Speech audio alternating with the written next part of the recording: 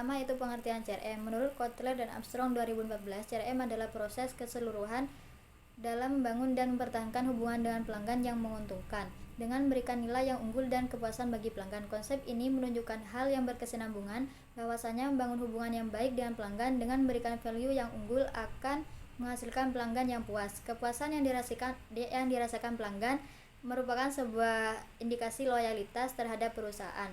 Beberapa ahli juga mendefinisikan CRM sebagai strategi bisnis inti yang mengintegrasikan internal proses dan fungsi dan jaringan eksternal untuk menciptakan dan memberikan value kepada target pelanggan untuk mendapatkan keuntungan. Seperti itu.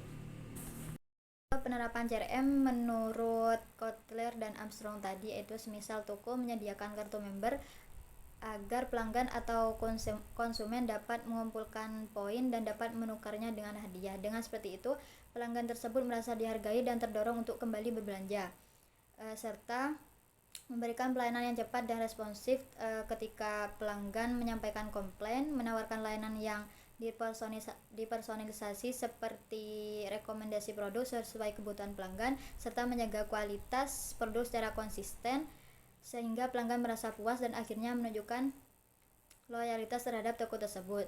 Dan seluruh tindakan tadi itu menunjukkan bahwa toko berusaha menjaga hubungan baik dengan secara berkelanjutan dan menciptakan kepuasan bagi pelanggan sebagaimana konsep CRM menurut Kotler dan Armstrong tadi.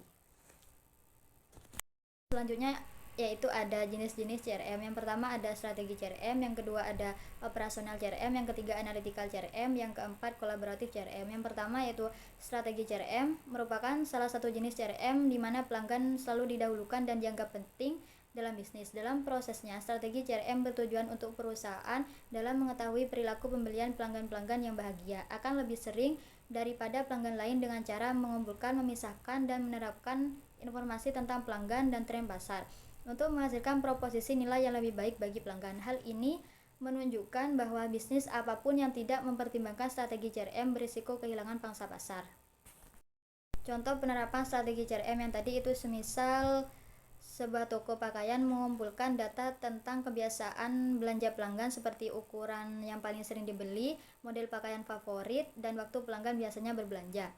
Setelah dianalisis, toko mengetahui bahwa banyak pelanggan perempuan sering membeli atasan warna-warna netral. Dari informasi itu, toko kemudian menambah stok atasan warna netral, membuat koleksi baru sesuai tren, dan mengirimkan promo khusus kepada pelanggan yang memang suka model tersebut. Akhirnya, pelanggan merasa kebutuhan mereka dipahami dan lebih sering berbelanja di toko itu. Kedua yaitu operasional CRM. Operasional CRM berorientasi pada proses bisnis yang berpusat pada pelanggan, seperti pemasaran, penjualan, dan layanan. Hal tersebut mencakup 3 otomatisasi. Yang pertama, otomatisasi tenaga penjualan, yang kedua, otomatisasi pemasaran, dan otomatisasi layanan. Contoh operasional CRM terkait toko yang tadi, misalnya toko menggunakan sistem otomatis untuk mengirimkan katalog produk baru melalui WhatsApp atau email kepada pelanggan, mencatat transaksi pembelian di sistem kasir yang terhubung dengan data pelanggan, serta menyediakan layanan chat otomatis untuk menjawab pertanyaan pelanggan tentang ukuran, ketersediaan stok, dan proses pengiriman. Semua proses ini membuat pelayanan lebih cepat dan meminimalkan kesalahan, serta meningkatkan kenyamanan pelanggan saat berbelanja. Yang ketiga yaitu analytical CRM. Terdapat 2 manfaat utama dari analytical CRM, yaitu untuk pelanggan. Analytical CRM memberikan solusi khusus dan tepat waktu untuk suatu masalah. Untuk bisnis, memberikan prospek penjualan dan meningkatkan akuisisi dan retensi pelanggan. Analytical CRM didasarkan pada menangkap, menafsirkan, memisahkan, menyimpan, memodifikasi, memproses, dan melaporkan data terkait pelanggan. Analytical CRM juga berisi data internal bisnis, data penjualan seperti produk, volume, dan 76 riwayat pembelian, data keuangan seperti riwayat pembelian, skor kredit, dan data pemasaran seperti respon terhadap kegiatan pemasaran, program loyalitas pelanggan. Contoh analytical CRM terkait toko yang tadi. Toko pakaian tadi itu menganalisis data pelanggan yang sudah dikumpulkan sebelumnya seperti riwayat pembelian, ukuran yang sering dibeli, warna favorit, frekuensi belanja, serta respon pelanggan terhadap promo. Dari analisis tersebut, toko menemukan pola bahwa pelanggan yang membeli atasan warna netral biasanya kembali membeli dalam 2-3 minggu. Berdasarkan temuan ini, toko kemudian membuat strategi follow-up promo yang tepat waktu, misalnya mengirimkan rekomendasi produk baru yang warnanya serupa seperti itu. Analisis ini membantu toko meningkatkan peluang penjualan ulang dan mempertahankan pelanggan. Terakhir yaitu kolaboratif CRM. Kolaboratif CRM adalah penyesuaian sumber daya dan strategi di antara yang memisahkan bisnis untuk mengidentifikasi, memperoleh, mengembangkan, mempertahankan, dan melihara pelanggan yang berharga. Kolaboratif CRM memungkinkan komunikasi yang lancar dan transaksi antar bisnis. Meskipun cara komunikasi tradisional seperti pos udara, telepon, dan fax masih digunakan, CRM kolaboratif mempekerjakan sistem komunikasi baru seperti ruang obrolan, forum web, voice over internet, dan pertukaran data elektronik. Atau tahap kolaboratif CRM terkait toko yang tadi, toko pakaian tadi itu bekerja sama dengan berbagai pihak lain untuk memberikan pengalaman yang lebih baik bagi pelanggan. Misalnya, toko bekerja sama dengan jasa pengiriman untuk menyediakan fitur pelacakan paket yang lebih akurat.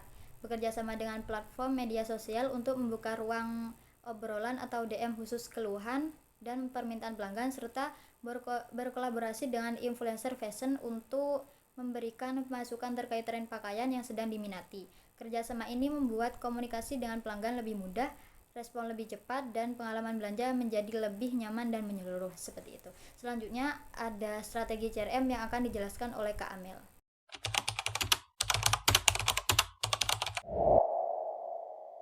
Yang selanjutnya yaitu strategi CRM. Strategi CRM dibagi menjadi 3, yaitu yang pertama The Clasp strategi, yang kedua The Zipper strategi, yang ketiga The Velcro strategi. Yang pertama yaitu The Clasp strategi atau strategi Casper. Pada strategi ini, pelanggan menyesuaikan diri dengan proses yang dimiliki provider. Nah, provider ini sudah memiliki prosedur tertentu, lalu pelanggan mengikuti alurnya. Jadi, fokus strategi ini adalah memberikan alat atau informasi yang membantu pelanggan memahami manfaat dan mendorong mereka tetap berkomitmen menjalani hubungan.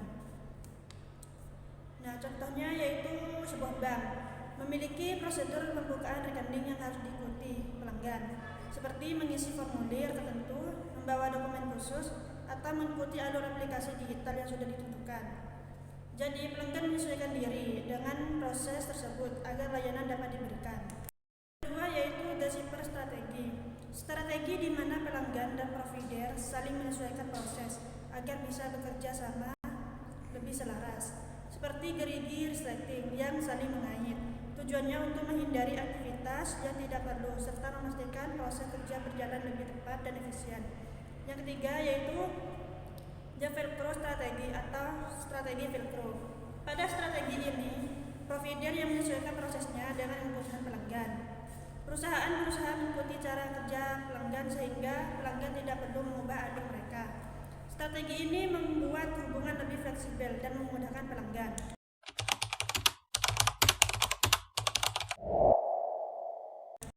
Yaitu langkah-langkah strategi CRM. Yang pertama yaitu konteks strategi, di mana organisasi perlu memahami bagaimana penerapan CRM selaras dengan strategi bisnis secara keseluruhan.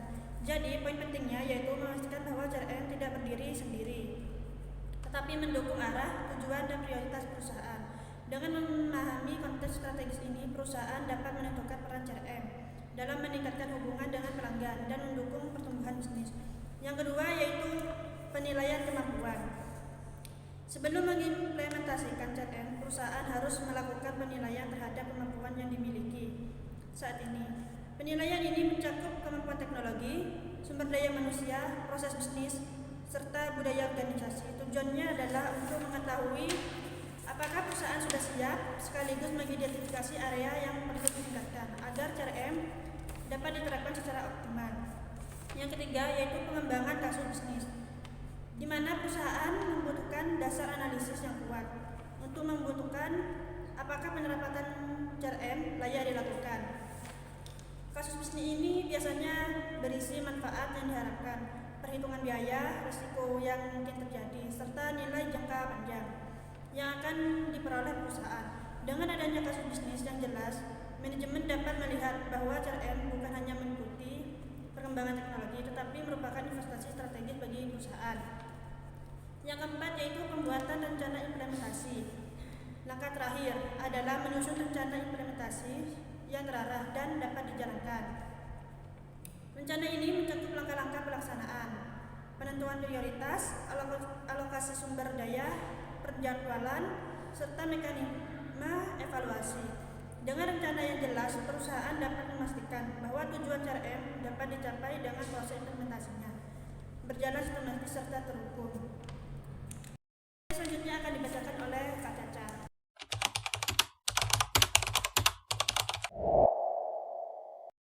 Selanjutnya ada pengembangan dan penerapan strategi CRM. Yang pertama ada analisis portofolio pelanggan, kedua keintiman pelanggan, yang ketiga pengembangan jaringan, yang keempat pengembangan proporsi nilai, dan terakhir pengelola siklus hidup pelanggan.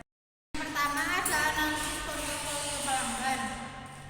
Analisis portofolio pelanggan dalam mengidentifikasi pelanggan potensial yang ingin dilayani di masa mendatang. Dalam tahap ini dilakukan analisis berbasis seperti pelanggan aktual dan potensial dilibatkan secara strategis. Daftar teratas akan menjadi pelanggan yang signifikan, termasuk mereka yang akan menghasilkan keuntungan atau value di masa mendatang. Yang kedua ada keintiman pelanggan. Keintiman pelanggan pada tahap ini dapat dikenali seperti identitas, riwayat, tuntunan, harapan, dan pilihan pelanggan. Yang ketiga ada pengembangan jaringan. Untuk mengidentifikasi, menjelaskan, dan mengolah hubungan dengan anggota jaringan dalam perusahaan. Yang keempat ada pengembangan proporsi nilai. Tahap ini melibatkan pengidentifikasian sumber-sumber nilai bagi pelanggan dan penciptaan suatu proporsi dan pengalaman yang memenuhi kebutuhan, harapan, dan pilihan mereka. Dan terakhir ada pengelola siklus hidup pelanggan.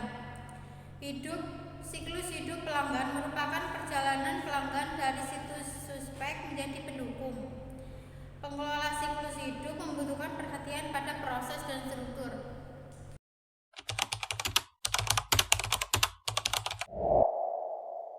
Terakhir, manfaat strategi CRM itu ada 3. Yang pertama mendapatkan repeat order, yang kedua melekatkan brand kita di benak konsumen, yang ketiga konsumen menjadi loyal. Di sini saya akan menjelaskan apa sih mendapatkan repeat order. Repeat order adalah kondisi ketika konsumen yang sudah pernah membeli produk Anda kembali melakukan pembelian. Dalam konteks CRM, repeat order muncul karena konsumen merasa puas dengan pelayanan, kualitas produk, dan pengalaman lainnya. Yang kedua, adanya komunikasi berkelanjutan seperti follow up, penawaran personal, atau pengingat promo. Yang ketiga, konsumen merasa diperhatikan dan dihargai sehingga lebih nyaman bertransaksi kembali. Di sini juga ada manfaatnya, menghemat biaya karena mempertahankan pelanggan lebih murah daripada mencari pelanggan baru, dan mendorong peningkatan pendapatan secara stabil. Yang kedua ada melekatkan brand di benak konsumen atau brand attachment. Maksudnya adalah strategi CRM membuat konsumen merasa memiliki kedekatan emosional atau hubungan dengan brand. CRM membantu ini melalui penyampaian informasi yang konsisten dan relevan seperti newsletter, promo personal, dan konten edukatif. Yang kedua ada pelayanan yang cepat, ramah, dan responsif sehingga menciptakan pengalaman positif. Yang ketiga, penggunaan data pelanggan untuk memberikan rekomendasi produk yang sesuai kebutuhan mereka. Ada juga brand Anda lebih mudah diingat dan konsumen akan langsung memikirkan brand Anda ketika membutuhkan produk sejenis. Yang ketiga ada konsumen menjadi loyal atau customer loyal. Loyalitas konsumen adalah kondisi ketika pelanggan tidak hanya membeli ulang, tapi juga memiliki komitmen kuat untuk terus memiliki brand Anda dibanding kompetitor. CRM berperan penting karena menawarkan hubungan jangka panjang, bukan hanya transaksi satu kali. Sama program loyalitas, point reward, membership diperkuat melalui data CRM. Yang terakhir ada konsumen merasa diprioritaskan sebagai bagian dari komunitas baru atau keluarga brand. Di sini ada juga dampaknya. Konsumen cenderung bertahan meskipun ada pesaing dengan harga lebih murah. Yang kedua, mereka sering merekomendasikan brand Anda kepada orang lain atau word of mouth.